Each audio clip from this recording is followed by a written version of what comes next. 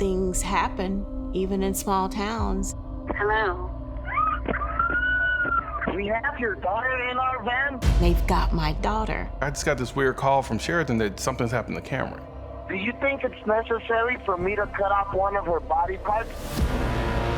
A kidnapper is about to kill her. She said Kamryn's been kidnapped. I'm caught in every mother's nightmare, and I have no idea how to get out of it. The text was probably the scariest part of it because you can't hear a voice. They knew my every step. If you hang up on this call, your daughter dies. They got her at gunpoint. He was pure evil. I knew I was never gonna see her again.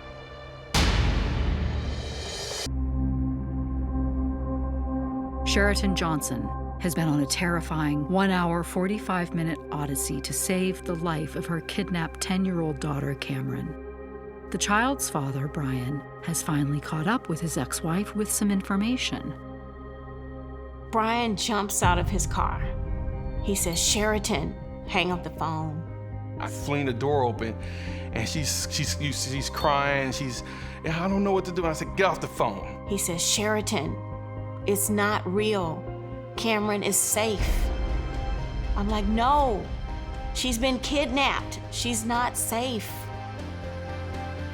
And he goes, "She's safe. She's at the gym."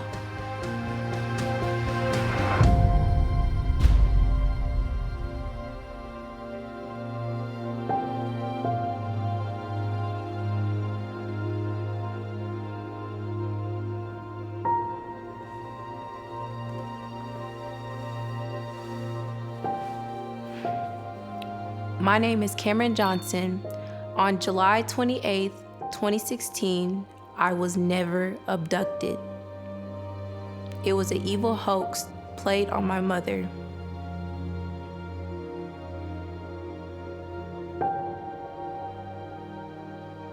Sheraton and Brian have become victims of a federal crime known as virtual kidnapping.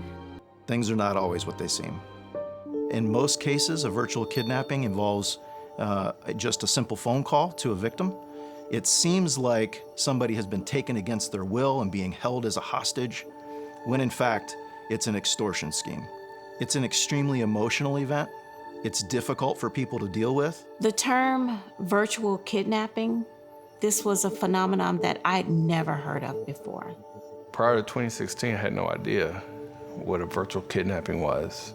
When you get a call and there's a child's voice on the phone and they're calling you mommy, I believed in my heart that this was my daughter.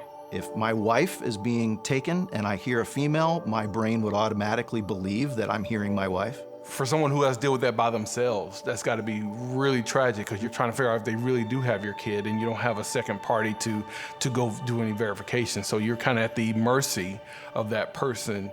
During that time, things can be very confusing. You just don't know what you would do. You don't know how you will respond. That was them giving me proof of life that she was actually there with the kidnapper. Some would say, well, why did she go to the ATM? Why did she go get the money? Well, you don't know. You don't know what's real. You don't know if it's fake. And that's not something you want to play with. Earlier, Brian had raced to the gymnasium where Kamryn had supposedly been abducted as soon as he got Sheraton's cryptic text. I'm driving, and so I exit the freeway and I look over and the parking lot is empty. And I'm like, this is weird. I'm expecting to see cops and detectives and helicopters and all that kind of stuff going on, and it's empty. So I pull in and I kind of look around and I get out the car and I knock on the door of the gym because they keep the doors locked. And so I knocked on the door. The coach finally came to the door and she says, "What's up?"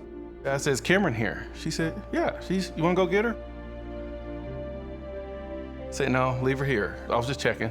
She said, "Is everything okay?" I said, I'll talk to you later. Everything's fine, just let her keep going. We went back to her place and that's when we called the police.